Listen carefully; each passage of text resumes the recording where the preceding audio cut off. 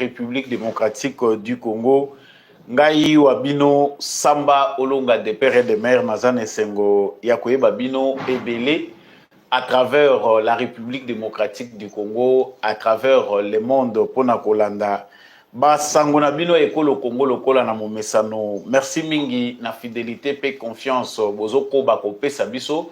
Po ete tomemela bino ba sango ya mboka na biso soki oza déjà en direct pour na kolanda basango po yango penande sangisaka biso na sengi na yo ou partager déjà lien ya émission oyo ou s'abonner ceux qui osana nous abonner et puis kotika commentaire depuis wapi ozolanda biso ou ta République démocratique du Congo depuis wapi ozali kolanda biso ou ta na mokili mobimba.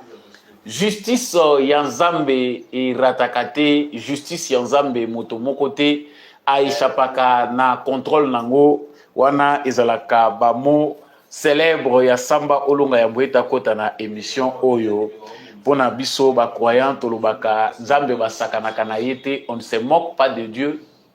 Ce qu'un homme aura semé, il le moissonnera. Mabe oyo biso tozali kosala to malamu ezali semence kokanisa te yo za yanke oleki biso na makasi kokanisa te que yo oleki bato nyonso na kozala rusé tôt ou tard ndeko na ngai okofinir par récolter ba fruit ya ba acte mabe yo ozali koposer. Merci na bandeko nyonso bo rejoindre GCAM télévision na cadre ya kolanda basango ya République démocratique du Congo. Merci na ba éclairer nyonso ya mokili mobimba soki oza déjà en direct pour na kolanda émission Debout Congolais, likez vidéo oyo, partagez à mon voisin, tike la épée commentaire, tikangai commentaire depuis wapi ozali kolanda biso na mokili mobimba. Merci na bandeko bozolanda biso depuis Colorado na États-Unis, tous ensemble biso nyonso partagez les lives. Na lomba on azokota na basango lelo esengo ezali po Masisi centre ezali récupéré. Boyebi malamu ki tristesse ezalaki na ekolo Congo, tristesse ezalaki makasi koyoka ke mboka na biso ekei lisusu ba localité kendaki Masisi centre kendaki na maboko ya monguna, mais moment tozali koloba ratissage ezali na kati ya kosala. Masisi centre ezali récupéré par nos vaillants forces spéciales de la République démocratique du Congo et les Wazalendo. Toko le belango ezali na centre d'actualité na biso ya mokola lelo kotisa déjà voisin d'actualité, partagez déjà émission oyo. Après ngungu ezali déjà Masisi centre toko le bela ba militaire rwandais oyo ba pakati mbangu bakoti na Uganda ezali ya kokamwa te makambo kitoko ezali na front mususu ezali ko betemela biso ka lokola na masolo, mais mieux vaut être là pour yoka nini ezali koleka na front na est ya République démocratique du Congo. En tout cas na Ishashakuna armée rwandaise bapakata kimbangu bazui direction ya Uganda bamoni genzele za lisusu te malamu to mikimela ba front ezali ebele tokolobela pe actualité wana o esali que quelques militaires rwandais puissent fuir pour se retrouver en Uganda. Lelo ezali opesi mbwa boyi FARDC azali déterminé ya ko déloger bango na ba colline nyonso oyo ezali ko surplomber ba cité oyo ya Masisi centre. Nous en parlons vraiment dans le cadre de notre émission. Il y a beaucoup à parler sur ces sujets. Kozanga te émission oyo partager à mon voisin kotisaye akota na retard te tokolobela pe na kati ya émission na biso ya mokolo ya lelo makambo oyo ndeko na biso Christian Bosembe mokambi ya CESAC alobi ya zali déjà ko menacer pour na ko suspendre signal ya RFI ya TV5 ya France 24 pe ba lien na bango nyonso parce que baza d'accord te que média moko peu importe position nango esalaka apologie ya ba terroriste topé ya ba ennemi ya République démocratique du Congo. Wana ezali kolandisa maloba oyo Patrick Mouya aloba ki pe mokolo ya lundi na point de presse hebdomadaire. Pourquoi le gouvernement de la République démocratique du Congo hésite à prendre des décisions? Ezali question centrale oyo to analyser nango information et na bongo to sukisa na likambo etali aventure ya Amnesty International pona bao ba yebi organisation yango bandeko ya Amnesty International ONG oyo ya droit de l'homme bazali kosenga na gouvernement congolais arrêt ya projet ya exécution massive pe baza ko critiquer transfert ya bakulu na oyo bazali ko boma ba mwana biso ko terroriser batu. Amnesty International asengi que gouvernement ya Congo azongisa peine de mort na placard parce que droit de l'homme ezali respecté selon bango. Yo pozala maloba ko yebisa bango lokola ngai tia yango déjà na commentaire lobaka déjà ndenge nini yo pozo kanisa pona tina yango ezali sango oto kosukisa nango basango na biso ya mokolo ya lelo. Merci na bandeko nyonso bazolanda biso depuis Los Angeles. Bandeko bozolanda biso de partout, en tout cas lokola ndeko ya Katanga yo petika na commentaire depuis wapi oza kolanda biso, partager live ya émission oyo, liker yango et surtout ko bosana te ko s'abonner na etando na biso to pe kotika commentaire liboso na bino comme d'habitude. C'est Samba Olonga des pères et des mères wana nde kombo boyebi malamu. Pour le reste identité mususu bao bayebi pe bayebi ezalakamba d'écran ceux qui est émission ezali kolekate en direct. Voilà.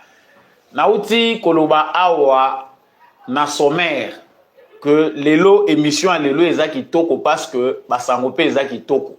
Moni émission mususu pe sakana mutazo présenter ngo kanda parce que toza ba congolais avant d'être communicateur ou journaliste na kati na ngai makila ya ba congolais peza na koyoka pasi soki nazo pesa pe information ya pasi oyo na yebi ke mutu mususu alingi Congo mingi soki azwi sango ya mabe oyo rythme makila échanger soki aza hypertendu omoni makambo ebele ekomi ko nuire na santé na ye. Donc basango mususu omona ka torikala kango moniere moko Samba Olonga présenter émission te tozota la pendenge nini na kokeko yebisa bato. Faut trouver toujours lolenge ya malamu ya kopesa sango. Mais ya lelo eza stress te. Lelo stress eza te. Soki papa ki maki télévision zongisa ye yebisa ye lelo stress eza te tozaka na basango ya kitoko ya mabe eza te. Sango ya liboso ya kitoko ezali que Masisi centre oyo ekreaki murmure na frustration na ba congolais ezali récupéré par nos FARDC. Ba force spéciale ya armée na biso basali opération munene butu bana ya ba Rwandais ndenge na lobaïga uta lobby émission lobby batu bele bosepelaki nango mingi. Merci na bandeko bozo féliciter biso na lobaki depuis lobby na lobby ke omoni makambo ezoleka na est ya Congo même ba congolais musu bazoyeba ngo te cimetière na est ya Congo ekokunda ba Rwandais bele baza ko santete na bilima bakoti makambo kaka butu moko 48 heures kolongwa lobby koya kokota lelo 48 heures pe kokite FARDC a libéré Ngungu. Cité wana ya Ngungu ezalaki occupé par ba terroristes et armées rwandaises pendant plusieurs mois. Des fois moni na ba front ba militaire na biso ezalaka bazotala botai la ba colline kuna bomoni ke ennemi azawana boyebi pe boyebi ke bango bazana position telle biso bozana position telle botelemi bopai na bino botala na. Mais provocation na bango ya lobby et sali que armée congolaise a boto la bango position ya Ngongo biso to kanisa yaka isuki wana bandeko mope batuna kinga bino bozala kaka bazwi koto bino bokomi ko lakisa biso ba localité mususu bazwaki mokolo Masisi centre kweyaki nde to yebaki ba ennemi mususu ya Congo. S'il vous plaît, si vous êtes en direct, partagez déjà les lives de cette émission pour tous autres na makambo sensible. Donc bandeko na biso belé batie biso makelele Masisi centre bino bozaboye eza très stratégique. J'ai fait une émission ici pour na kolobake totika kozalaka émotionnel makambo ezoleka na front mususu toyebi yango te toyebite comment ce qui se passe na front tant to perdaka localité ezaka trahison te trahison existaka bien sûr mais ça pe na makambo ebele tozali sur plusieurs fronts. L'armée congolaise a kozala 10 ou 15 fronts oyo ezali contre ba ennemi ba mususu ba mouvement oyo ezali à l'interne oyo ezali ko menacer autorité à l'état baza ko bunda nango ba mususu mouvement externe sur plusieurs fronts tozwaka ya kozwa banda mundamu toza kozwa pa makambo eza koleka. Tongo ya lelo bango bakanisi ke ndenge baza ko distraire FARDC baye Lubero baye Masisi bazongi na Nyiragongo FARDC paza ko ligela bango azeli bango balobaki ke Masisi centre repli ya FARDC ezaki stratégique bayebi ke cité wana eza difficile pona bango babomba bango tamulai vu position ya ba FARDC na ba localité oyo ezali voisine.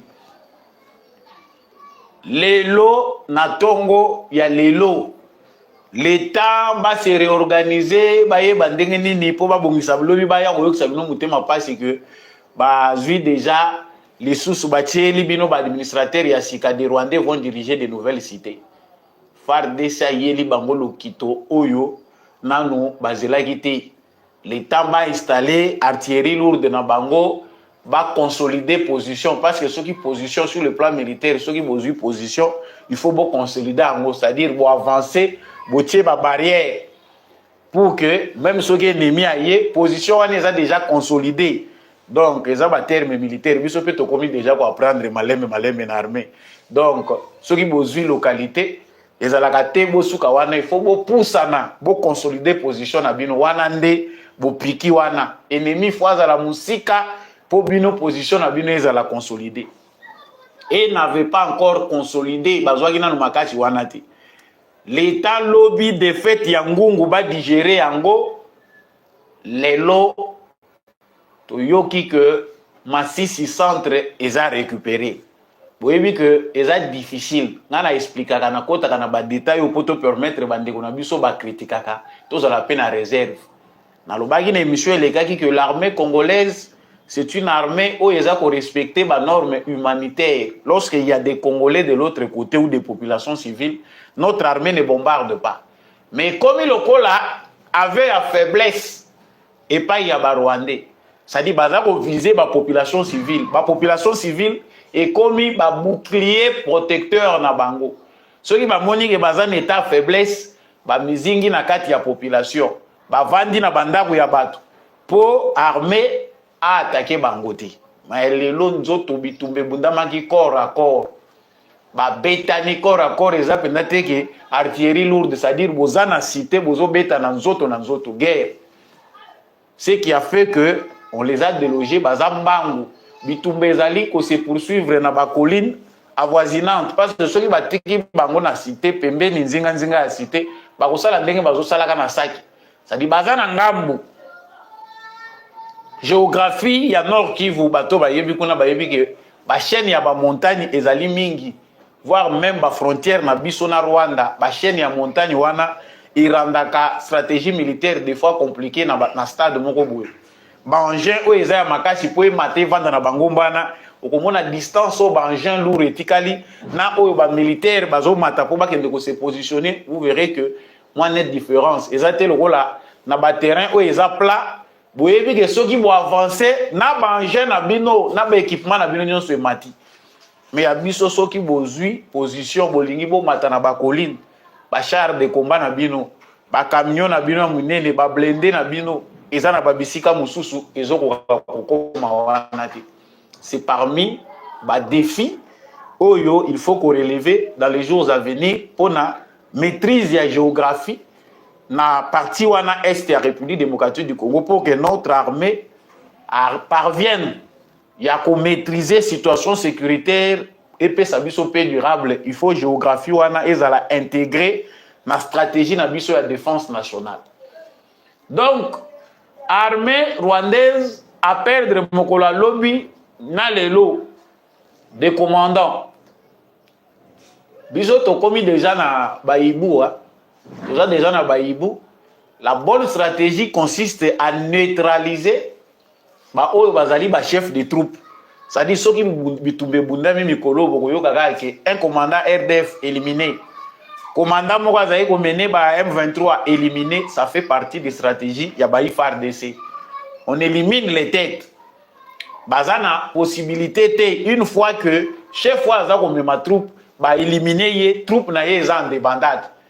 Ezali parmi makambu ya formation ya bandeko na biso oyo bazui makambu ya Israël baza pe na kati ya ko pratiquer makambo na bango mikolo ezwa koya liboso toyebi te s'il y aura une armée efficace comme celle de la République démocratique du Congo, parce que biso armée na biso ezo expérience oyo même armée oyo eza classée puissante na monde bazali na capacité armée na biso ezali te. C'est ici tant que tozolo kolobela Masisi, tant que tozolo kolobela likambo ya Masisi centre, c'est ici le moment ou le lieu d'exhorter nos frères et sœurs oyo bazalaka mbangu mbangu ko critiquer mbangu mbangu dans l'émotion pour partager des informations négatives. Tellement changer Kingandi. Félicitations na Pacifique Masunzu parce que toyebite ezali des stratégies échangées ou bien ezali pe loboko na ye. Biso ba mususu tolingaka pour populisme mais on sent quand même que il y a moi va moko soki to continuer kaka na liroyo makambo ya minene ezali na kati ya kosalema. Dans 48 heures, ce sont des informations à vérifier. Dans 48 heures, plus de 2000 militaires, M23 y compris, Banani y compris, va périr à l'est de la République démocratique du Congo. 72 heures, on peut dire. 3 jours. Les militaires sont en désordre et en dengue. Non, chers Congolais. Biso tozo ko mona localité, mais la guerre est profonde. Même les Occidentaux se demandent sur quoi est basée la résistance de Tshisekedi. Parce que Batoyo Bayebi armée na biso Bayebi que c'est une armée faible. C'est une armée qui ne pouvait pas contenir l'agression du Rwanda soutenue par les Américains et les Européens. L'armée congolaise ne peut pas faire face comme ça pendant 2 ans. Armées ont résisté, Goma Ekweite, Nini Ekweite. Baza étonné.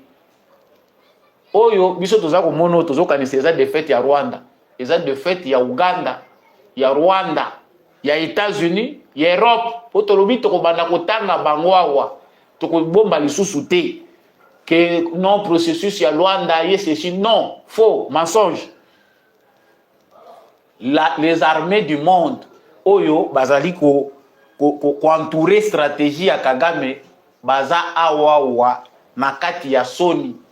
Félix Tshisekedi est en train à manœuvrer de sorte que les démocrates baza ko chaye pression na États-Unis babima toya ko perdre Goma te na pression na bango. Tala appel ya Anthony Blinken na ba mécanisme conjoint à vérification à Lokuta et sali que ba localité wana la perdu.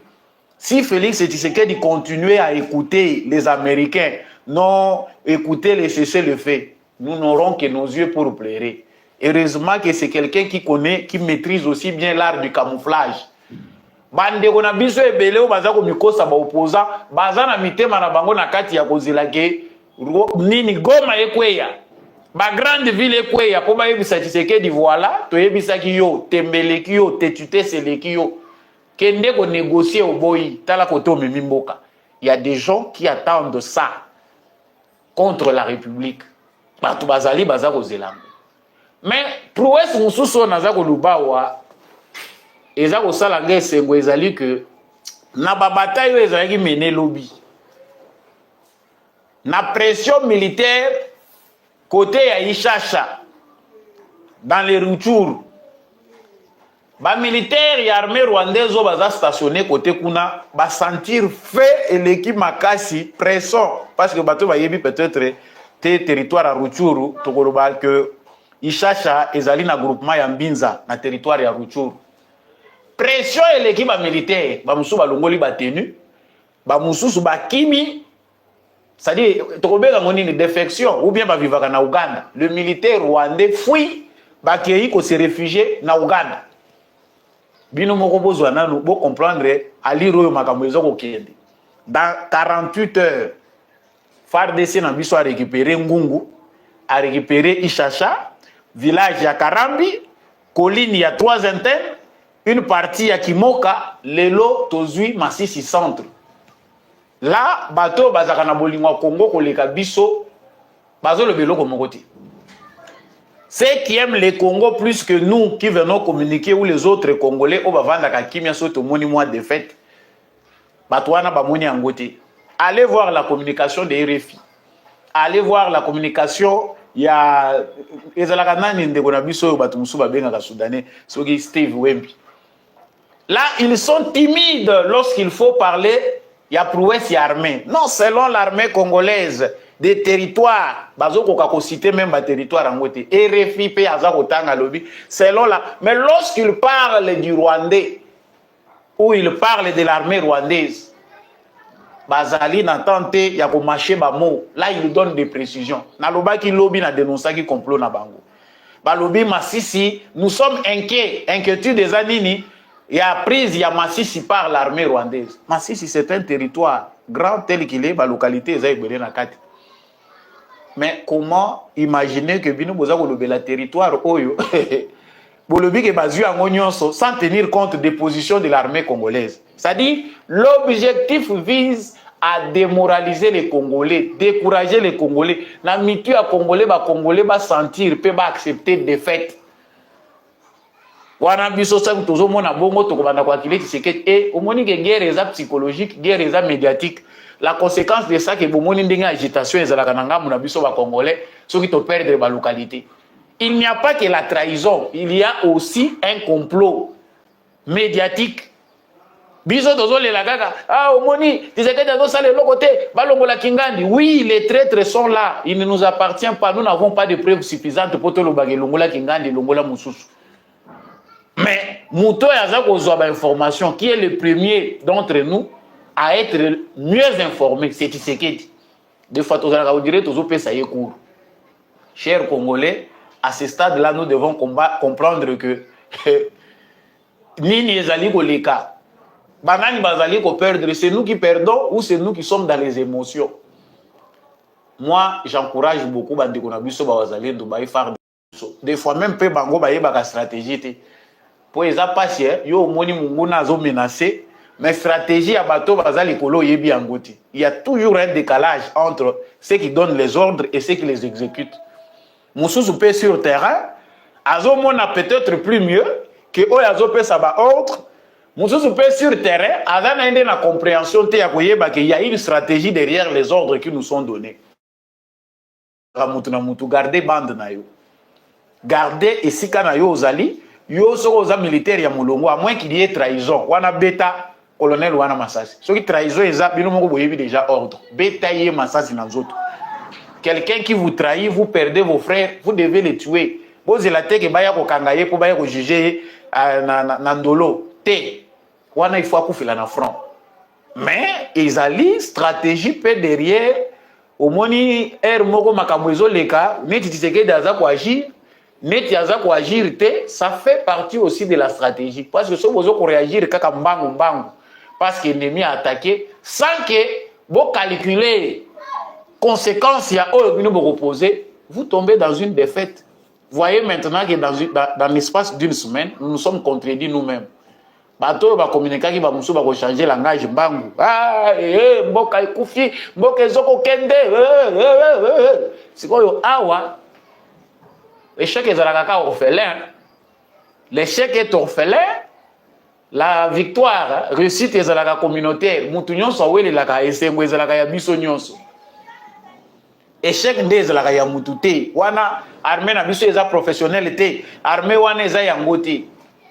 Le Rwanda et l'Ouganda bazali ko s'étonner na résistance ya Tshisekedi. J'en ai parlé hier. Il n'y a pas que le Rwanda et l'Ouganda. Les Américains, les Européens s'étonnent de la résistance ya Tshisekedi. Eza basé na nini. Et là, vous avez décidé de balkaniser le Congo. De séparer une partie, créer que partie Moussous ya Congo est comme un État. Est-ce que vous savez ce qu'était la volonté de Dieu? Bino bomimoni banzambe ya mokili bosibi, il faut comme un État. Vous savez ce qu'est la volonté de Dieu. Yango makambozo les gakune eza ko bungulisa bango mitu. L'armée ougandaise et l'armée rwandaise subit des revers. Pour bitumba o Tshisekedi atoko bunda pe contre l'armée rwandaise, eza officialité. Tshisekedi a boyi koloba, le gouvernement congolais ne s'est pas prononcé par rapport à la complicité de l'Ouganda dans ce que fait le Rwanda. Fandi silencieux. Mais makelele kolela retour ezako wuta ezala na Uganda ezala na Rwanda. Ils sont en train de s'étonner, se demander, mais ça se passe comment? En fin de compte, ils s'attaquent aux mercenaires. Oyo bango baza ko juger comme ba mercenaires, babandi ko s'attaquer na bango. Non, si l'armée congolaise résiste, c'est à cause du mercenariat. Eza na ba mercenaires ba komi ebele, ba mususu balobi baza 1500 baza 2000. 2000 mercenaires de mutu bazo bunda contre bino. Non, il y a aussi Dieu. Hein? Bon, excusez moi la parenthèse, wana meza na batu mususu baza ko yebate na lobaki makambo lobi que les militaires rwandais vont entrer encore nombreux sur le territoire congolais. Mais la réalité, c'est qu'ils ne sortiront pas. 72 heures, plus de 2000, bakei. Tu vois, les Rwandais sont obligés de faire minoko. Balo bakelo côté. Awa toza ko lobawa, sultani makenga, soki sultani makenga. A changer sikoyo ba chef na bango ya ba opération, commandement na bango. Alongolo ya Masisi, o ya subir défaite wana. O ya moni akokite amemie lisusu na Lubero. Atindi mususu baya kotinda kotoyo. Lorsqu'ils subissent des défaites, bazalaka na pressé, to précipitation, ya kowele la ko changer. Ça fait partie ya ba méthode ya Kagame. Donc dès qu'il y a kaka perte, yembala moko a retiré la confiance na mutuana. Yezalaka teke o bazela yo moni biso na ngambo na biso na démocratie yango na stratégie pe a Tshisekedi. Bako ko bomba yo 2 mois. Alors il rapport réseau ya mabe et pas ya Kagame bako bomba yo une semaine té 48 heures après oyoki balongoli mutu aza ko mener ba opération bazu mususu batie quelque part c'est une bonne stratégie pour lui mais c'est trop tard.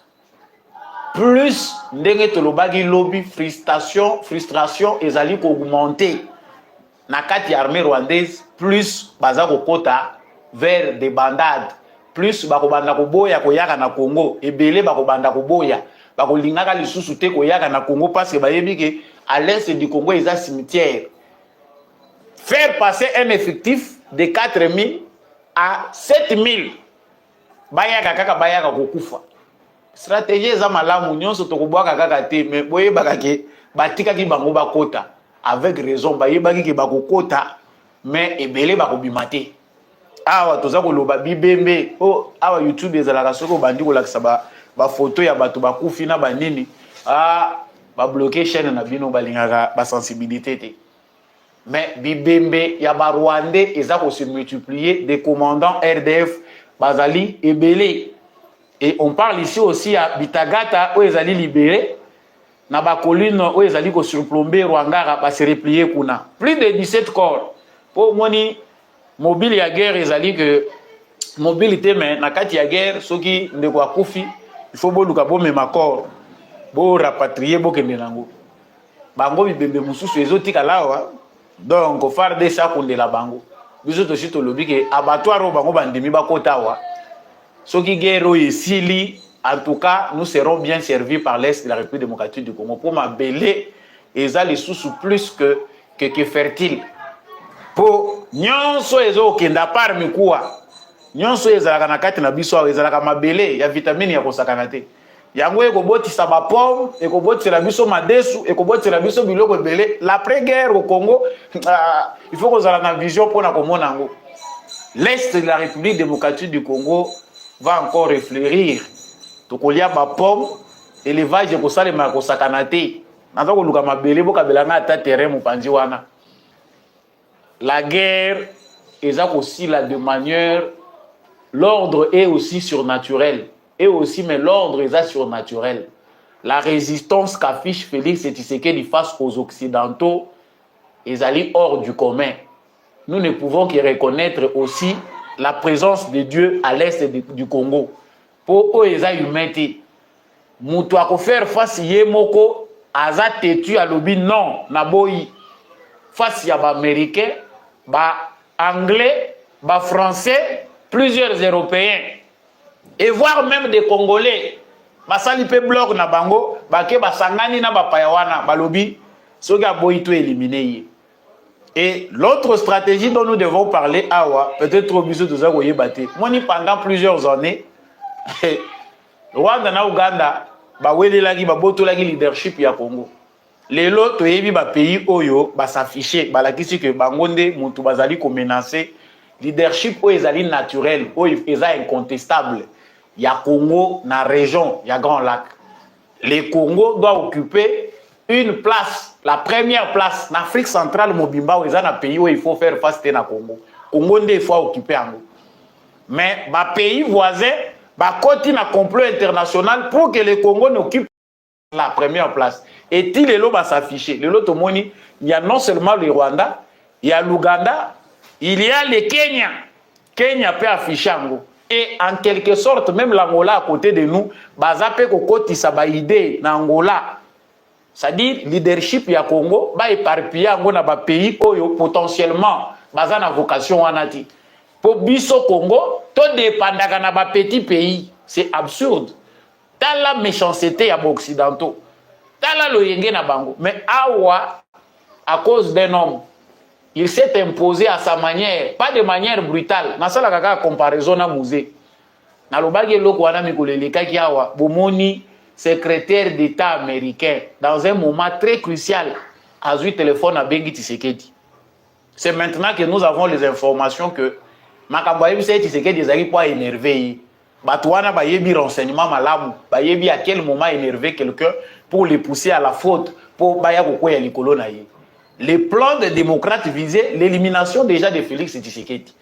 Mais la différence que nous avons ici est que Azam Moutoumoro, naturellement, il ne s'emporte pas du coup comme ça.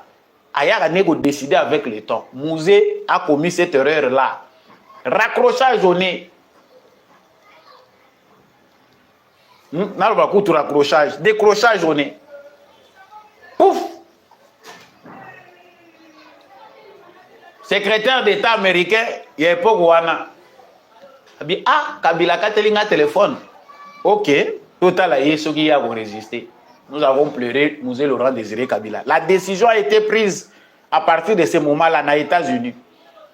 Bah éliminer Mouzé Laurent Désiré Kabila. Oh, et ça le Anthony Blinken bisodem nous interprété en côté. Voilà ce qu'il avait prévu. Abengi Tshisekedi c'est pour la deuxième ou troisième fois pour insister sur un même problème. Les États-Unis ne veulent pas de l'usage. Il y a des drones. Et ça n'a pas de drone, Moussousso Bissoto yébité. Mais les bango américains, Bamoni Tshisekedi, a vu le matériel Moussousso. Oyo bango va comprendre te koti Congo ndengenini. Ah, Mouto Bissoto zoko mona zama yelete, tozoko mona gaza pleurnichard, aza la pongi, donc aza plus que dangereux. Les Américains finissent par comprendre que ah Mouto yo a commis ndenge Moussousso. Allez, ba ordre bandit. Non, ba drone et armée congolaise, aviation nabino, ba pilote nabino, militaire, bazali koye ba ko cibler bien te, baza ko bombarder bisika ba population civile baza. Logiquement, ce que zalaki que président de la République a koye ko tira biso makambo asolaki na secrétaire d'État américain, biso nyonso ba congolais to kozala révolter. Parce que premièrement, le secrétaire d'État américain n'a pas d'ordre à donner à un président d'un autre pays. Mais ils avaient fait ça sciemment, que Tshisekedi a retomboka. Mais Tshisekedi pas tomboké lié. Na nature ya ye. Andimi kaka oui allô, oui je suis OK, mais nous biso tozoko boma batute, tozana iloko tozoko salati. Mais na se ayebaki que soki kaka cédé intégralement na oyo ezali demande ya États-Unis, on devait encore faire tomber Goma. Bato bayebi te que Masisi centre ko il ko appel wana. Éviter que la localité c'était à cause de cet appel-là. Na ba bangolais pe baye ba médiateur o noté mécanisme de vérification pour nous distraire. Wana bazo pe sa Rwanda passe ba lobi ke ningisa kuna ba panza na malamoko. Le leadership ya République démocratique du Congo balinga te eza rétabli. Avec Félix Tshisekedi le Congo reprend sa place. Il y a leader, il y a région, il y a Grand Lac. C'est ça la menace. Oyo moni Kagame Museveni ndenge babumaka musée. Ba moni batali balobi te il faut pe soko boma Tshisekedi. Et nous Congolais, toujours comprendre te na stade wana nini za ko leka biso pe to s'associer na bango to lobi a c'est Tshisekedi la cible to éliminer. Ne soyons pas si manipulés jusqu'à ce point.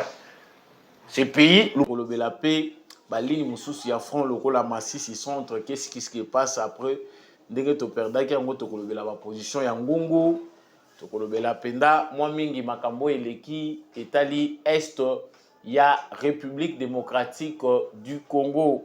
Merci na bino nyonso bozali ko continuer ko rejoindre biso, veuillez partager les lives de cette émission. Na kati émission oyo tokolobela pe likambo etali prétendu mariage entre Joseph Kabila na Martin Fayulu. Mikolo elekaki tolobelaki likambo oyo ya koluka lisanga Joseph Kabila asalaki état-major na ye na mboka moko mopaya kendaki na Éthiopie kuna pe balingi te azali kotelengana mais ye alembi te asi a officialiser opposition na ye. Mais comme ndenge ezalaka kaka à chacun son tour chez les coiffeurs, ezali pe tour ya Martin Fayulu. Selon certaines sources, ba contact chez Zouami déjà et que bato ya Martin Fayulu balobi Martin Fayulu azali disponible pour na kokutana na Joseph Kabila. Na appel au Joseph Kabila azali ko lancer pour na coalition ya ba force nyonso ya opposition. Quel impact peut avoir une telle nouvelle na epai na biso ba congolais? À quoi devons-nous nous attendre? Est-ce que ezali nouvelle oyo ezali kozwa esika ya sika ezali nini? Sambole nga boyebi etazaka mutu ya analyse tokokundola penda poto yeba de quoi il s'agit. Yambo ete tokumnde penda poto komana suka ya émission na biso ya mokolo ya lelo tokolobela pe likambo oyo ya faire ya Canal Plus. Ndeko moko kulutu moko pe alobelaka mingi azali pe communicateur alobelaka penda makambo etali ekolo Congo azali moko ya bato oyo bafungoli biso pona kotalisa que Canal Plus a Kabola République démocratique du Congo et comment mibale. Donc na carte ya Canal Plus ndenge a Kabola bamboka ndenge alandelaka bamboka République démocratique du Congo ezali ya est na ya ouest, c'est-à-dire République démocratique du Congo est na République démocratique du Congo ou ouest. Est-ce que ezali na politique ya kolinga ko balkaniser mboka? Est-ce que ezali anticipation ya complot occidental contre la République démocratique du Congo tel que pense notre frère mon aîné oyo bokolanda na vidéo oyo Samba Olonga pe asali moi recherche ya moke ezana ba élément moke oyo to aborder nango sujet oyo. C'est toujours dans cette émission, restez scotchés et branchés, nous y revenons tout de suite. Tozali kosuki sa awa na sekaki mingi mais phénomène ya ba moto, phénomène ya ba inondation ezali kotambola mingi na mokili mais bato bazali na mwa bososoli moke tokomeka kobima moke libanda ya ba frontière ya République démocratique du Congo pona kolobela makambo eleki na Californie na Posoyo na Los Angeles bomoni penda cité ya munene bisika bato bazwa bapema po bato bakanisaka ke misolo ezali nyonso bato bazwa misolo oyo bakoma kolingaki ba liberté na bango ata soki balingi batambola mitakala ata soki balingi babala na mibali na mibali en tout cas kuna bazaka na bango na restriction te mais zamba eziki cité eziki gloire oyo toyokaka gloire ya bato etongami na misolo. Nakanisi boza pe ebele bolandaki actualité wana. J'ai choisi aussi pour vous comme parenthèse de cette émission ko commenter moi moke makambo eleki na Los Angeles yambo ete tosukisa émission na bino. Merci na bino nyonso bo rejoindre GCAM télévision pe émission Debout Congolais pour na ko partager basango ya République démocratique du Congo. Na yebi ki bo appréciaka ba analyse ba commentaire topé ba révélation ya émission oyo elongo na mwana mboka Samba Olonga. Boyebi malamu ba geste simple esengeli to sala pour que émission ekende liboso esengeli ko s'abonner, ko liker vidéo oyo, ko partager yango et les commentaires sont facultatifs okoki ko liker, ko tikela biso commentaire depuis wapi yo olandi biso na République démocratique du Congo et pas wapi yo olandi biso à travers les mondes. Nazongi sikawa basango ndenge na ute ko talisa bino yango na sommaire ndenge na mekaki kolobela na émission oyo ezali d'abord priorité au tozali kopesa na ba problème d'ordre sécuritaire.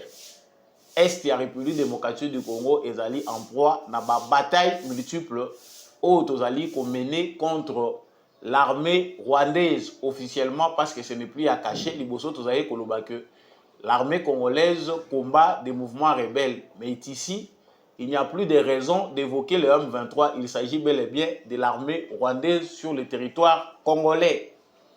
Poso e bandaki kitoko parce que toyokaki ba attaquer biso, ba botoli biso Masisi centre.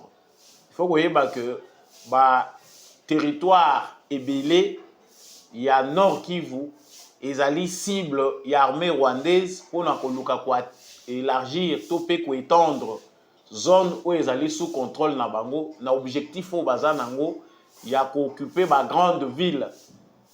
Façon pour eux ya ko la pression na Kinshasa pour accéder na o ezali bosenga na bango. Na banza bato balandaka biso bakotuna te bosenga nini tosi tolobela ngo mbala na mbala na ba émission na biso.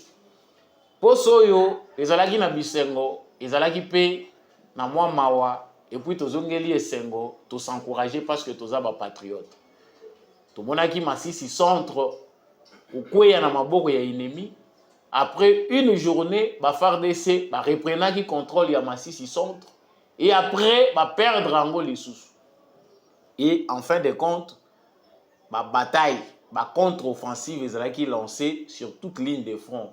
Lubero, Masisi, Rutshuru, en tout cas, ba FARDC ba lancaki ba opération. Pour ce qui y a synthèse auto koki ko sala pour to se remémorer makambo ezali koleka na yebi que ba demande ezali mingi na bandeko na biso bozali na besoin ba illustration parce que tant tozali koloba vous avez besoin de voir. Nous allons nous arranger avec notre technique pour que bomonaka de quelle zone il s'agit. Na lobaka que tozali pe ko apprendre d'une certaine manière la République démocratique du Congo pe eza munene. En tout cas Congo na munene na ngo to yebi que okoki jamais ko se remémorer ba localité nyon surtout pe ba village nyon sur la République démocratique du Congo à moins que aussi penché yo moko vraiment avec intérêt. Mais pour la plupart des Congolais, on ne peut pas avoir en tête tous les villages, toutes les localités de la République démocratique du Congo. Et pour ce qui est de l'Est de la République démocratique du Congo, nous apprenons chaque jour toza ko kotisa na mitu na biso ba localité, ba cité parce que na mitu na biso mingi mingi ezalaka kaka ba ville na ba territoire. Pour ceux qui ont une culture générale un peu avancée. Mais la localité, en tout cas, est belée, surtout à l'ouest, il y a la République démocratique du Congo.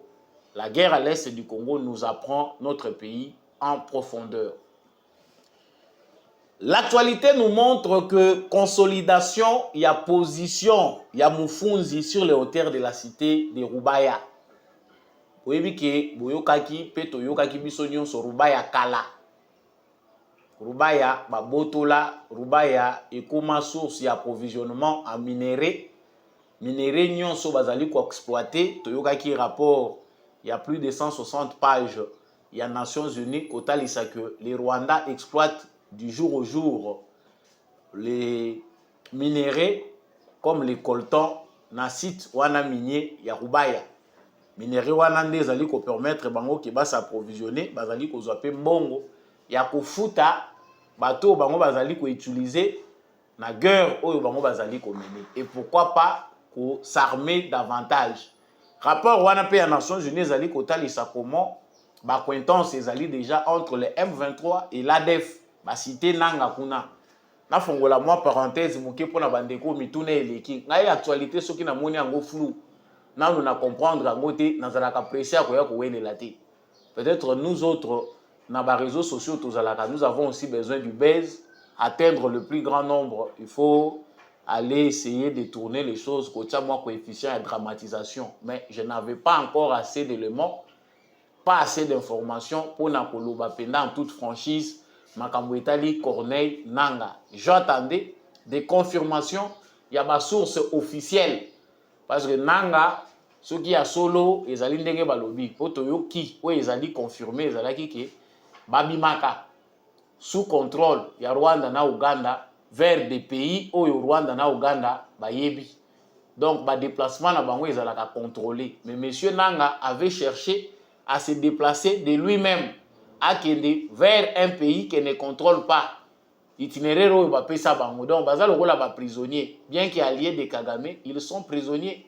baza ko gérer bango nde tango asinga kende na itinéraire oyo bapesi ye te bakangi ye na ba élément na bango bayene na Uganda. C'est tout ce qu'on peut avoir comme information, mais on attend dire que l'Ouganda veut collaborer avec la Congo pour extrader Nanga. Non, si l'Ouganda veut extrader Nanga et que cela est vérifié, bah vous en a besoin de collaboration té. Bango bazali na collaboration té officiellement na M23. Pourquoi l'extradition de pour extrader Nanga et cause la problème? On remet un criminel entre les mains de son pays où il y a agressé en tant que criminel et c'est tout. Le reste là, ils allaient peut-être l'Ouganda chercher à se dédouaner ou faire des jets doux. Mais j'insiste, information sur le Congo na ba détail nyonso soki nazali pena ya solo na ba élément nyonso. Jusque là, on a encore besoin d'informations pour bien insister là-dessus. Et ça le rôle à topanzaka sango awa ba média ebele to lobelaka makambo sur le talima kenga kufa. Vous l'avez vu après. Je pense que biso ba mususu to lingaka pe ba kosa biso les mensonges sont plus et y a na force moko ko la vérité, mais la vérité est têtue et il finit toujours par apparaître. Donc kuna na Rubaya esika bazali ko exploiter le FARDC basi ba consolider ba position ya ba colline où ils allaient aux alentours, c'est-à-dire ils sont déjà presque dans la cité. Et loko estikali ezali kaka ko lancer ba offensive contre l'armée rwandaise qui contrôle cette cité là, parce que ezali cité moko très stratégique ndenge to uti kolobawa minéré déjà na Masisi. Ils ont encore perdu des localités comme ça où ils allaient payer la mine. Na organisation na bango, ils ne seront pas aussi contents ya kolinga ko perdre cité wana ya Rubaya parce que bayebi que zali source monene ya approvisionnement en minerais. Voilà pourquoi déjà FARDC n'avance au basi bazui parce qu'il faut que sur toutes les lignes de front, les FARDC avancent. Ce qui FARDC, moi petite déception, ils qui na Masisi centre, il faut savoir que Naba rebelle c'est côte à côte. Sur toutes ces lignes là, l'armée s'organise, consolide ses positions. Ainsi na lobaki ya likambo ya consolidation ya ba position. Les positions de l'armée congolaise ou bien de toute une armée pour à la consolider, ceux qui vont gagner localité, il faut beaucoup ça, bocha ba garde-fou pour bo battre là. Cité au bino bozali ko occuper. C'est ainsi que Rubaya ezongi une actualité parce que nos FARDC bazali déjà au mona Rubaya. Boyebi malamu géographie ya Nord Kivu et ça là que ceux qui bozali ko talana na temps ya calmi entre ba adversaire na ba adversaire mususu. Donc batala na bangomba otali pena we bozo komona bango na ngomba ndenge pe bango baza ko choper bino pe na ngomba mususu. La guerre à l'est de la République démocratique du Congo eza ko salema ndenge wana bandeko na biso baza na ba position na bango bazo tala bango bazo mona bango pe na ba position bango pe bazali en train de s'observer. Oyo a planifié malamu à lancer ba offensive. Donc il y a beaucoup de règles les ana ba makambo ebele. Donc il y a des moments où même baza ko mona na ba conditions moko les militaires savent mieux de quoi je parle. Donc, prions beaucoup pour notre armée.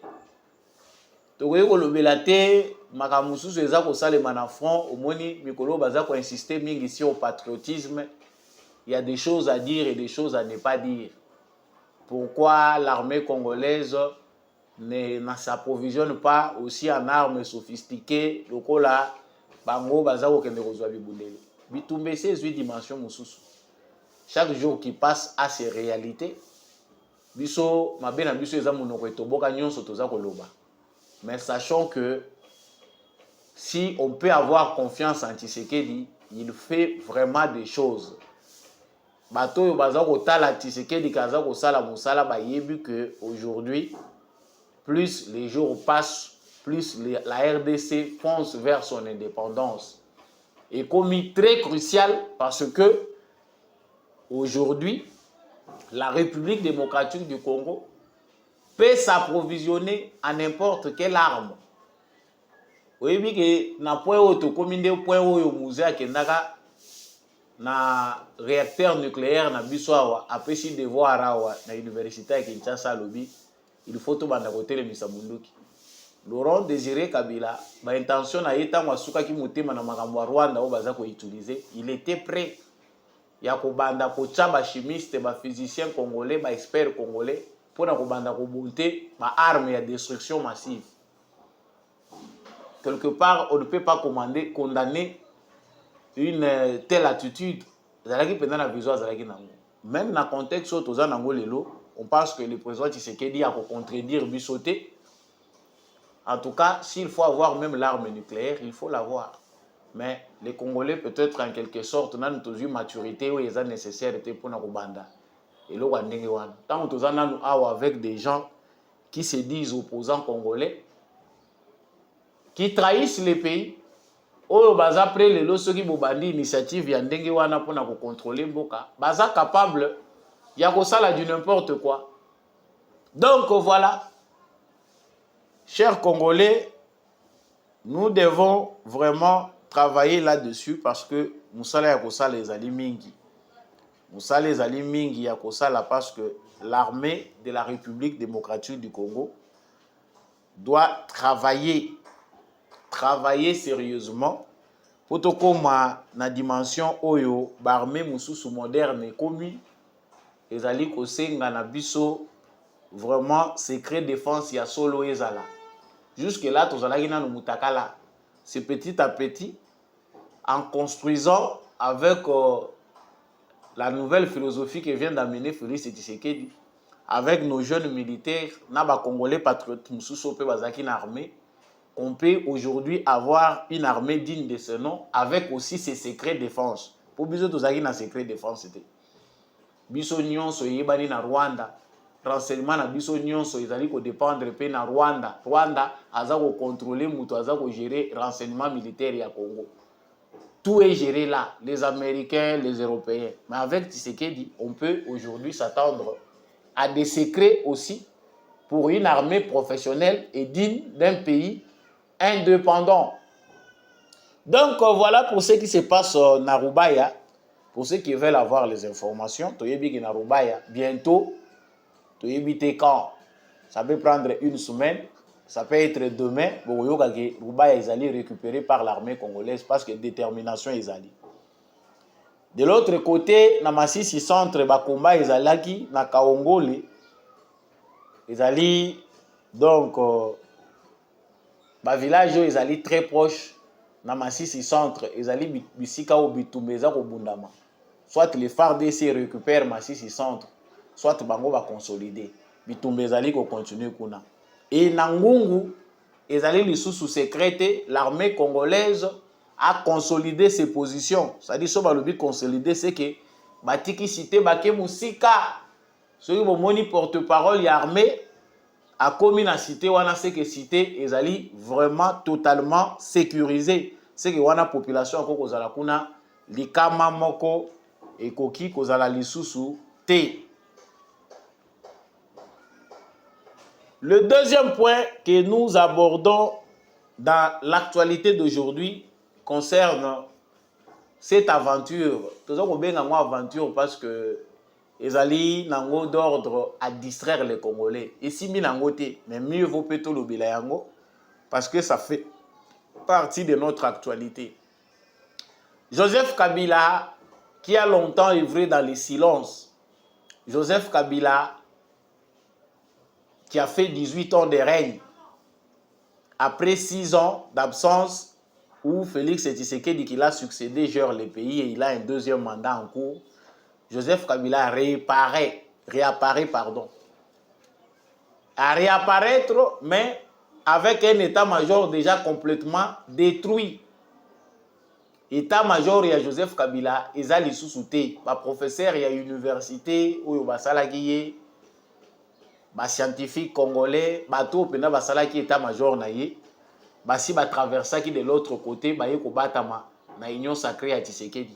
En tout cas, on peut dire que Joseph Kabila aujourd'hui n'est pas dans son assiette par rapport à aisance, il y a confort ou azalaki nangotan azalaki président de la République. Ba grand conseiller na ye, ba acteur politique ou ba entourage qui est ebelé, ba kimi, ba qui rejoindre Félix Tshisekedi. C'est vrai qu'il y a des autres qui les regrettent parce que le système où il y a memela ki bango, nandenge Tshisekedi a memela bango lelo, eza ndenge mon côté. Avec Joseph Kabila, yiba na yo, sala na yo ndenge yo moni, mais yo zalaka loyal na Kabila. C'est ainsi que beaucoup se sont enrichis. Baza ko mona lelo ke ba poche na bango eza ko réclamer Joseph Kabila.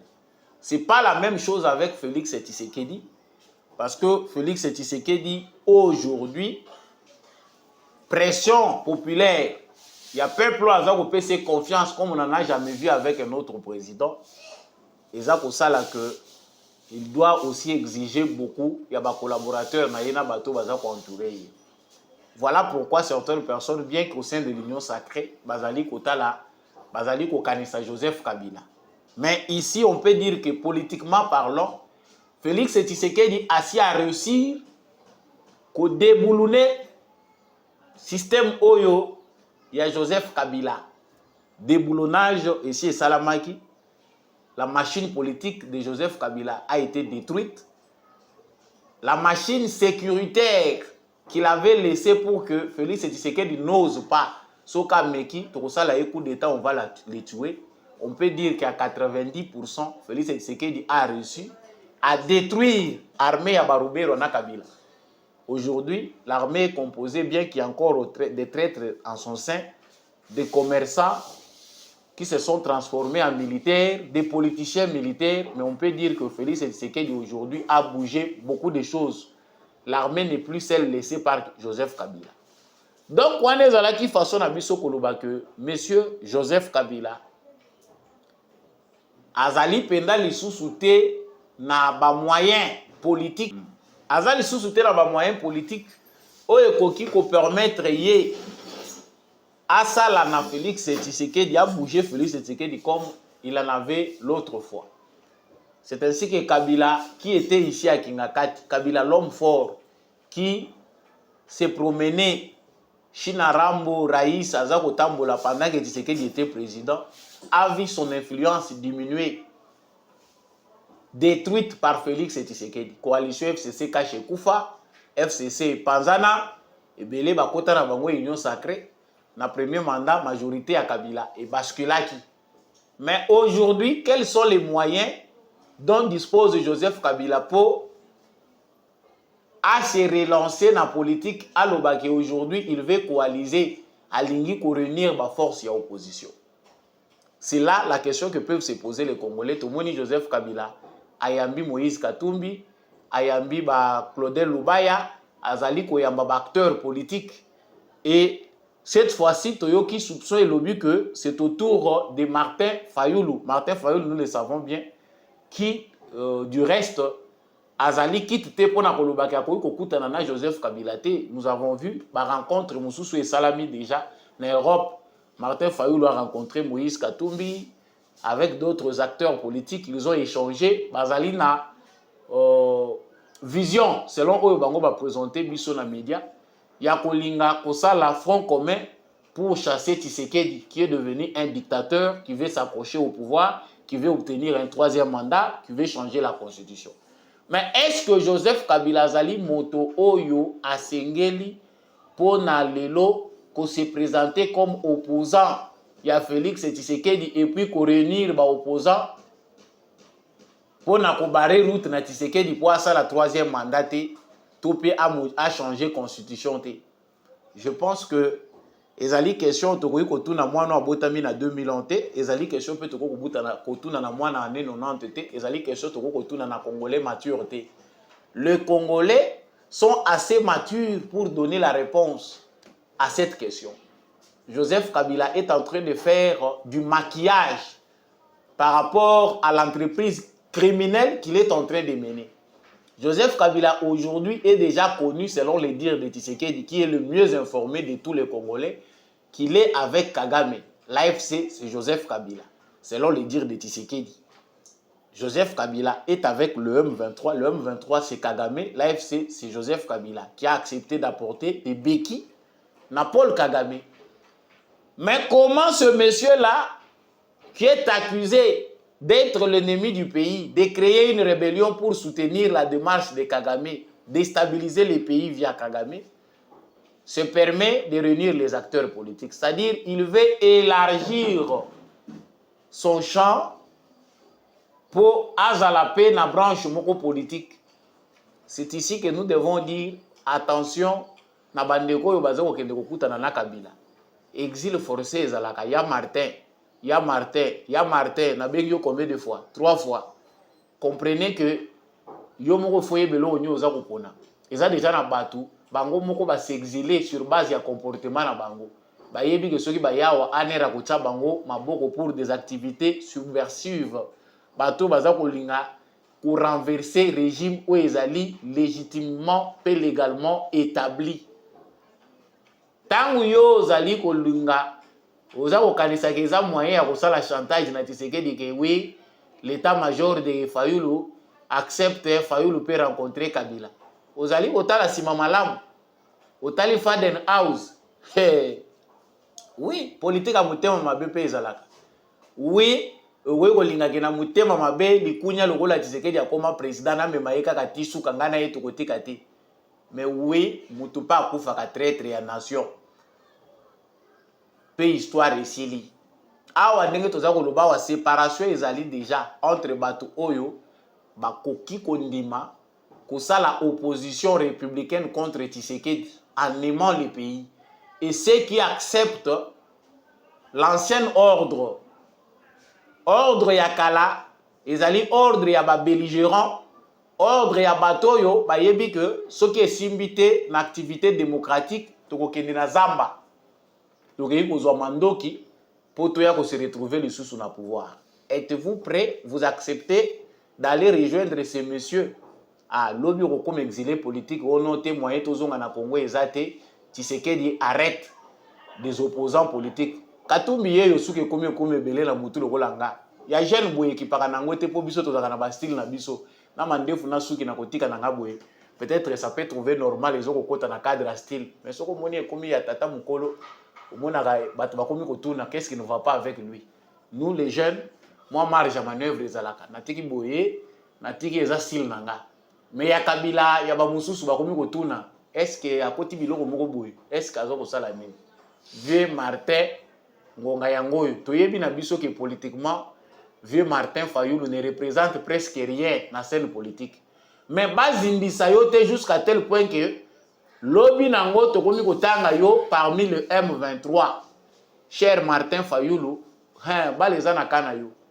Bato baza déjà embourbé, baza koluka bato ndi sebele po baloba que oui, tous les Congolais sont unanimes que Félix Tshisekedi gère très mal le pays. Il veut changer la constitution contre les gré du peuple congolais. Il veut aujourd'hui avoir un 3e mandat.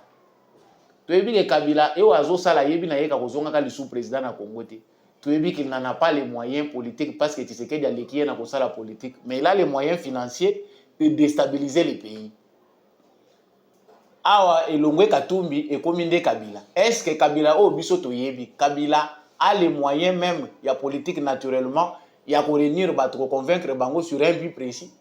Ou Kabila c'était un fantôme créé politiquement pour vandaliser les pays occidentaux. Chers Congolais, vous avez la réalité dans votre camp, qu'il s'agisse de Martin Fayulu, qu'il s'agisse des autres acteurs politiques. Ceux qui ont se noyer, le Congo va avancer.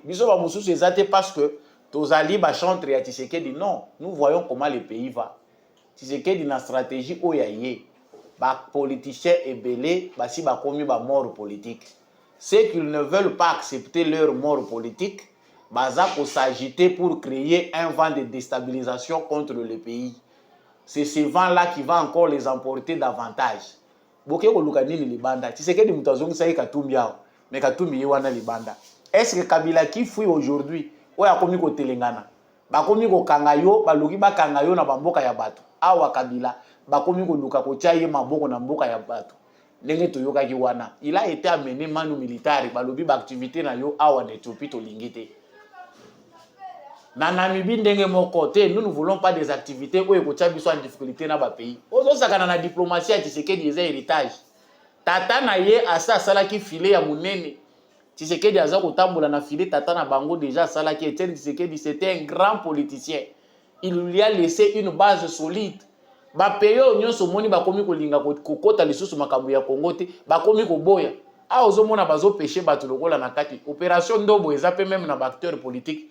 Boyebide, opération Ndobo ezaka contre ba kuluna te. Opération Ndobo pe contre ba politicien oyo ba komi ko s'afficher en ennemi de la nation ezali pe. Ba péché yo dans n'importe quel pays oye awo. Kabila ne comprend pas la politique. Kabila était en sécurité quand il était au Congo. Amitié en insécurité en voulant combattre Tshisekedi de l'extérieur. Ça c'est plus dangereux. Kabila il fallait fanda kaka awa na Congo azela mukolo oyo. Justice à Congo et Bengaye, peut-être au nom de la paix, réconciliation, justice, vérité, tout ce qu'on peut dire, elle n'a qu'à compenser peut-être à réparer préjudice, pour récupérer ndamba biloko ya mbongo yo, ndenge ya nyokola ki ba Kongola bebisa ki awa, pour récupérer moi ndamba biloko na biso totiki vie sauve. Mais tala molimo pharaon makamwezo sana. À l'extérieur du pays, ceux qui vont pensent qu'ils sont en sécurité. Que notre kosala ba réunion Tshisekedi asa se mazita ezala biloko musu biso tozo mona te bolanda kata maloba na biso oyo tozo ko bima muke parce que on n'a pas les moyens. Nous vous disons la vérité. Politicien moko ta ko bima vivant en cherchant à combattre les Congo de l'extérieur. Libande eza dangereux. Kabila ye moko fungoli porte ne à prison. Mikolo tozo kende liboso Kabila lokola s'afficher ouvertement parce que Tshisekedi azali na besoin okanga Kabila te. Tshisekedi est respectueux des engagements à respecter pacte d'Ilwana et alternance. Comme Kabila est sorti par la grande porte, nous les respectons. Mais le rôle à Kabila yé moko à s'agiter. Attendez voir la suite. Makamutozo lobo yobo kangango. Attendez voir la suite. C'est la route vers la prison. Kabila bako kangaye. Bo kangaka makamuto lobi oyo. On va arrêter Kabila. Mais Kabila ou bako kanga. Il y a encore des Congolais. Il n'a évité terme à utiliser, qui ne savent pas dans quelle direction souffle le vent. On risque cyclone et maillot. Moment où aux hommes a pays puissant, bazar au banga dossier à Congo, bazar au relever la moitié parce que tout est mis à nu. Les dossiers congolais deviennent dangereux sur le plan mondial. Bino bozo qui ne gosa la écurie, bosa les groupes, bolobi noté, c'est possible pour nous. Chers Congolais, vous avez la vérité. Nago développant le souci Mikolekoya. Merci la bino nyonso bozo continuer kolanda biso, liker, partager live émission oyo. Koti sanga landa wa Kabila, kata parti au tindela Kabila. Peut-être qu'il peut trouver la sagesse grâce à moi. Affaire ya Canal Plus ya mbwete na kotango natiki moi vidéo oyo bolandango simatozongi. Cher ami, bato taviga na vidéo moko na parti na bino mbangu mbangu. Il s'agit de Canal Plus. Canal Plus, azana bouquet na ya chaîne de télévision. Et azana liste de pays où azali ko diffuser ba chaîne na. Il a mis 2 Congos. Oui, c'est vrai que nous avons le Congo. Brazzaville, nous avons le Congo, Kinshasa. Là, je n'en dis même pas. Mais Congo, on a vu 2 fois. On parle, placement Bakomi, République démocratique du Congo Est. Et sur Kinshasa, tu as un autre Congo qu'on appelle République démocratique du Congo Ouest. C'est quel pays? C'est quel pays? Nous n'avons qu'un seul Congo. Remarquez avec moi dans cette vidéo, c'est que Canal Plus est en train d'organiser la liste des pays. Il faut choisir. Il y a RD Congo Ouest. Et lorsque vous descendez un peu plus bas, il y a RD Congo Est. Qu'est-ce que ça signifie? Dans leur programme, ils ont déjà balkanisé notre pays et ils l'ont séparé déjà en 2. Donc c'est un signal fort pour nous, on doit déjà être vigilant. Les autorités doivent se mettre debout. Bah convoquer votre Canal Plus. Bah sabango, bah yon ananzela. Bah effacer les kamwana. Ne jouez pas avec ces gens ici. Bah très malin. C'est ce qu'on appelle la manipulation au niveau média. Bah très malin. Les Soudans ont commencé comme ça avec aujourd'hui nous avons 2 Soudans. Bah Congolais, tout élément, tout va s'opposer à la manipulation de ce miki bah média bah salaka. Sur la télévision, vous avez une arme. C'est une arme. Vous avez arme à propagande. Vous avez arme à déstabilisation. Il nomme 2 pays, la combat pays Nabiso. Et pourtant, dans notre constitution, c'est notre pays, c'est le Congo. Nous n'avons pas deux pays. Nous n'avons pas deux noms. Tout ça, la Moko. Nous devons nous mettre debout. Tout ça, c'est l'autorité. Par Canal plus Nanzela. La manipulation, mais qui m'icona, bon négligent côté. Ça va jouer sur la conscience des gens. Ça va jouer dans le subconscient à Bateau. Bateau va très dangereux, très malin. Bateau va m'aider à miner le. Voilà, grand frère Obo Uti Kolanda, Bolandi Malam Makambo Lobi. Canal Plus, na République démocratique du Congo, Azana Canal Plus, il y a Ouest, na Canal Plus, il y a Est. Des explications de l'homme que vous venez de suivre, du grand frère que vous venez de suivre, Ezali clair. Selon l'appréhension où bisogno sur tout aux alliés, toujours au côté peut-être dans le même ordre, il y a pensé. Mais ngai avant d'aborder ce sujet parce que batinde la kinga vidéo na ye oyo bolandi il y a de cela depuis 3 jours. Biso ba mususu to lingaka mingi kopé salikambo o vérifier la source. J'ai essayé de poser cette question na batu ya Canal Plus. Canal Plus a lobby pour na bango. Premièrement, le Congo azali na 2 fuseaux horaires. Pour na batu azali na zone oyo tozo kolobani 2 fuseaux horaires na partie où ezali occidentale, y compris Kinshasa, c'est-à-dire na ouest. Tozali na plus 1 heure. Bato oyo bazali na partie est, na orientale, plus 2, c'est-à-dire 2 fuseaux horaires. Biso bato Kinshasa mais tozana Kinshasa tozaka na air mon côté na bandeko ya Lubumbashi na bandeko bazana est ya République démocratique du Congo. Bango pour na bango balobi c'est l'une des raisons. La deuxième raison pour na bango ezali étendue ya mboka. Pour eux Canal Plus azana politique na ye ndenge nini atalaka ba dimension les Congo d'Afrique centrale là mobimbe za na pays za lokola Congo te. Va payer beloko sanisa bango même 4, 5 au côté si bango na Congo. Donc pour bango, ezali une façon de séparer, de diviser par rapport à monene ya Congo. Bango basala ka carte te, bango pona bango, bango mutu ba trasaki Congo te, ils n'ont rien à voir selon ce qu'ils disent. Mais compte tenu de nous qui sommes prudents parce que tu as vu que nous sommes victimes d'un complot international qui vise à balkaniser le Congo. Notre vigilance, notamment celle de notre frère que vous venez de suivre, nous oblige à aller fouiller encore en profondeur. Est-ce que ma raison, il y a fuseau horaire, est suffisant pour que Canal Plus puisse nommer RDC, République démocratique du Congo Est, République démocratique du Congo Ouest? Ngai, tant on a continué à débat, on a fond nango, na milobeli na lobby d'abord, Canal Plus c'est une entreprise privée. Azali pe ko faire partie na agenda ya bato bazo ko linga ko diviser ko kabola Congo, ça c'est encore une réalité à part. Mais nous avons des choses plus graves que Canal Plus fait au Congo. Où eza ko senga que biso nyonso ba congolais appréhension na biso et puis mobilisation na biso. Tozalaki d'abord awa na makambo etalaki coupe d'Afrique des Nations ya football. Canal Plus a ignoré les supporters congolais au Balinga va faire passer message ya makambo eza koleka na est ya Congo. Na suka nango ils ont dit ezalaki makambo etali bango te bato ba geraka makambo wana ba image eza bango te. Ça dit ce n'est pas eux, bango ndi mutu ba censuraki ba supporters congolais. Nous avons regardé les matchs sans voir ce que les supporters congolais faisaient. Ba boy parce que les supporters congolais étaient déterminés à faire passer le message que Bazako massacrer Bisso, ça dure. Ils ne l'ont pas fait. La deuxième des choses, pour la voyez que Tozali na Bisso exploité de toutes les façons. Canal Plus awa na Congo. Pour yangonde offre oyo eza elengi eza professionnel pour na ba Congolais même ngana za koloba antenne ya Canal Plus. Parce que offre na bango diversifié, ils allaient répondre à la norme. C'est-à-dire que nous avons un programme coordonné, bien.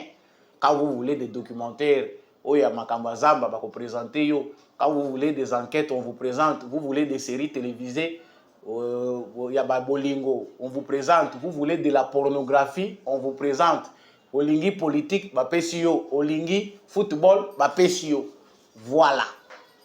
Canal Plus est là pour vous présenter tout ce que vous voulez. Bazali Kopé Sabino Onyo Sobalingi. Voilà pourquoi tant de Kolobawa. Canal Plus a une clientèle au Congo incontrôlée. On ne sait pas si l'État congolais a taxé Canal Plus par rapport à Yambongo Yazako Yibabiso.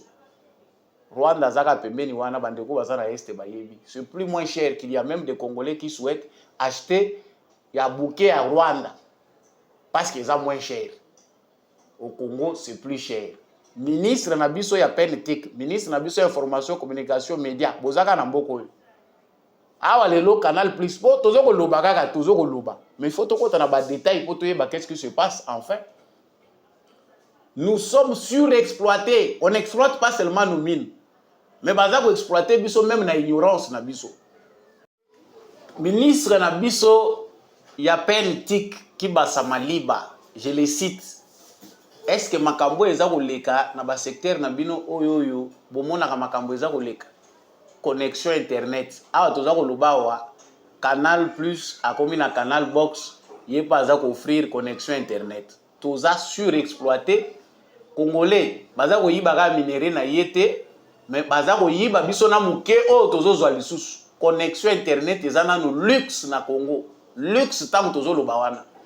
Bino batu boza libanda mboka biso batu toza à l'intérieur la connexion internet est un problème mais toza ko mona ba pays où est responsable ndenge nini baza ko luka ba solution ba alternative baninga ba koti Starlink bino lokola bondima na bino bozolia ba mbongo a Vodacom ya Airtel boyebi ke ba congolais ba revendika na bango te c'est que to vanda kaka biso to kotikala kaka na 18e siècle so 19e siècle oyo baninga baza ko luka ba solution ndenge nini ko connecter le Congo c'est un grand marché laissé à la merci des prédateurs. Les consommateurs congolais le kola baza na bango exigeanté, ils peuvent consommer même des aliments pourris. Même connexion internet mauvaise qualité mais vendu cher. Est-ce que tout ce que nous faisons ndenge tozo bazo yiba biso bino pe mona katea bino pe bondimi na bino bo sangani na bango bo yiba ka biso pe na nazo lobakaka il suffit de parler ARTPC poso ba tuni ki basa ko lobanga ina jera ka makambo banini te ARTPC nde muto jera ka nini non trop c'est trop biso tozo kemba moyen te chaque jour tango tali ofuti mbongo ndako ofuti ya mai ofuti ya courant oyoko banda kotala oyezo coûter yo connexion internet ya mauvaise qualité. Parce que je retourne sur Canal Plus à Tokoloba wa Canal Plus à Kotipe na connexion internet ou à Zoko Kabole la bato.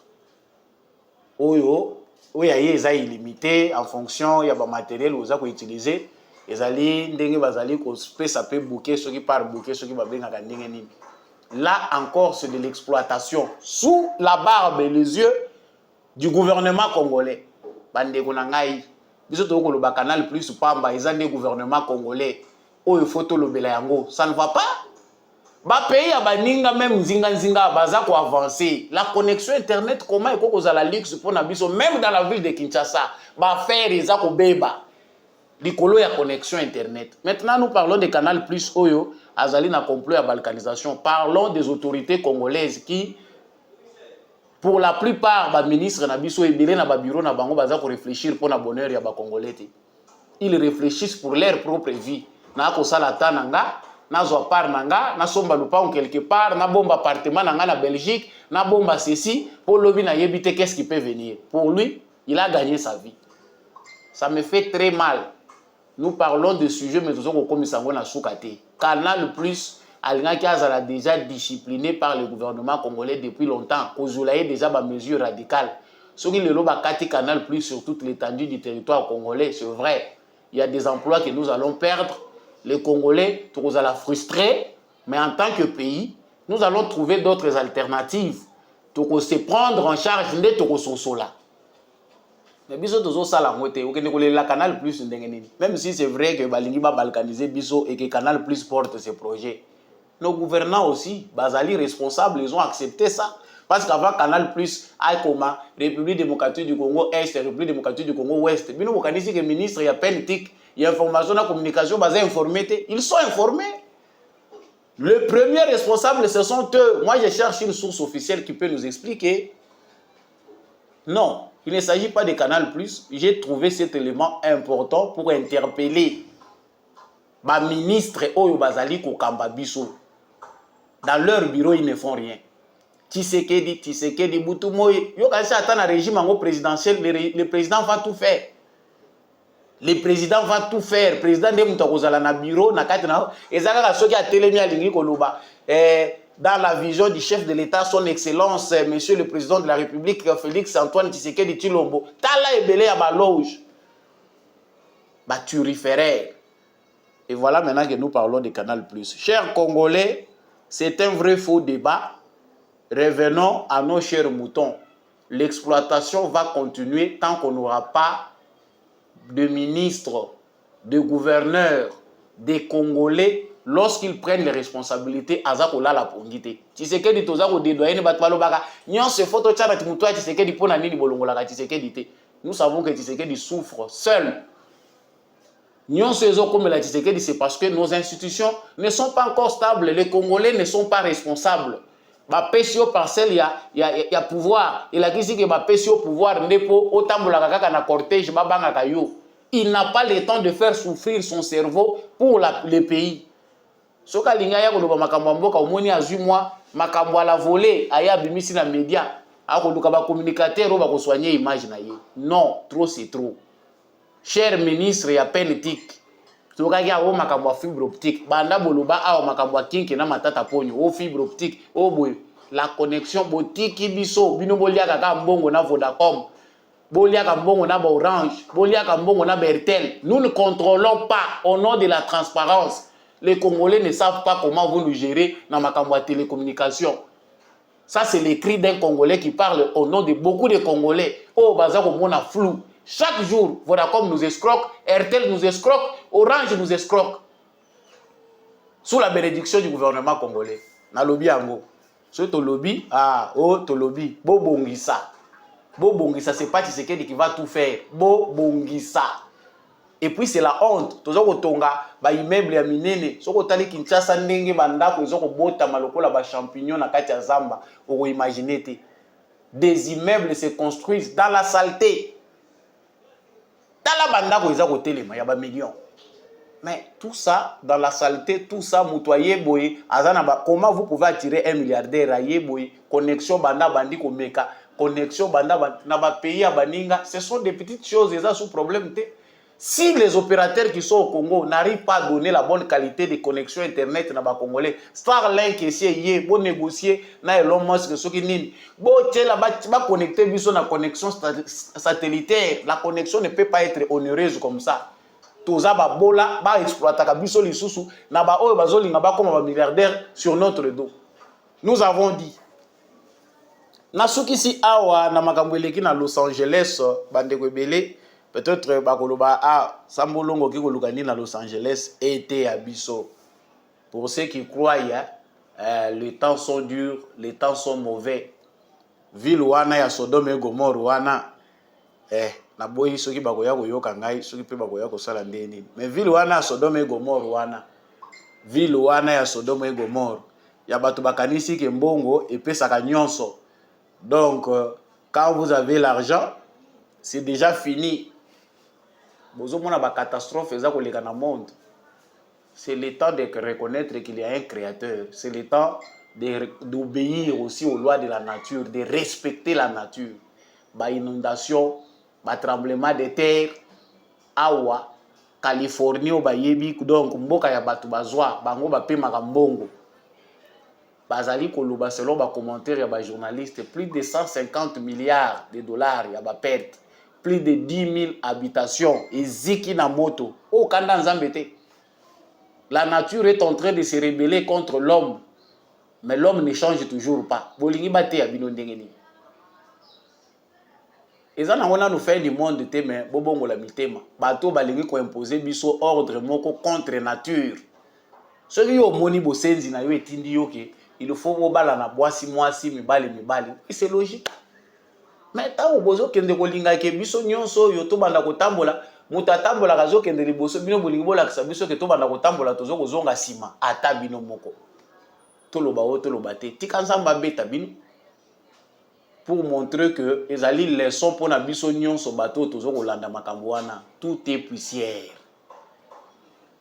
Ne vous empressez pas ya kotondisa ba trésor oyo ya sia mokili oyo où la peste la teigne dévore et ko ruiner et ko sila et ko beba et ko zika na mokolo moko tala nde bato bazolela na Los Angeles yo awa na Congo zo kanisa ke soko yibi 5 millions 10 millions nde ozu vie esili obongi libela et ko sila nyonso vanité de vanité.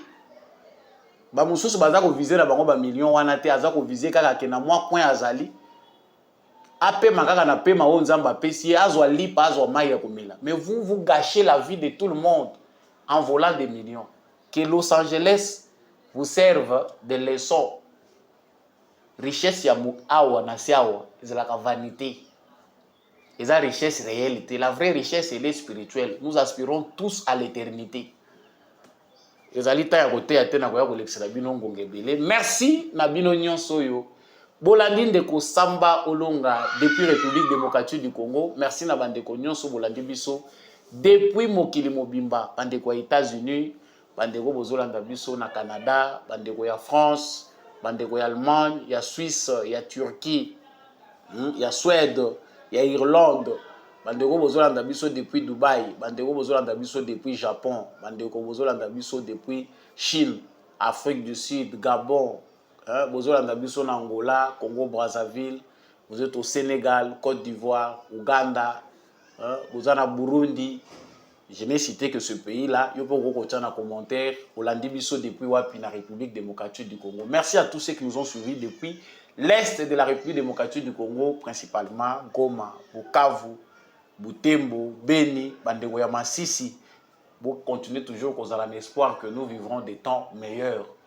Toujours qu'il est vers la fin. Peu importe les intimidations, le Congo va retrouver sa paix. Merci Nandekombi à chaque fois que vous ma caméra, paix na réalisation pour cette émission Oyeko Manabitando Nabino. Matondo Mingi n'apôtre Gérard Kabeachovo. Merci Mingi na l'homme de la vérité de Zurno. Jean-Louis Chimbalanga. Merci Mingi na papa Michel Lumakaso. Matondo na papa Maurice Kikangala depuis l'Irlande. Merci Mingi na papa Boniface Mpunga, papa Freddy Ngwama. Matondo Mingi na mama Billy Bilonda, mama Lisette Mumbendu, mama Rose Sirikari depuis Maryland. Merci Mingi na papa Paulin Chika. Pe ba nyonso oyo bolinga émission de bu congolais lokola mama Anima Samba pe ba nyonso oyo bino bozali. En tout cas, likez cette vidéo, kubimate sans ko liker, partagez et abonnez-vous si vous n'êtes pas encore abonné à cette chaîne. Bon week-end, bon dimanche na bino nyonso. Wazalendo na motema, FARDC na motema, tokutani prochainement na émission mususu.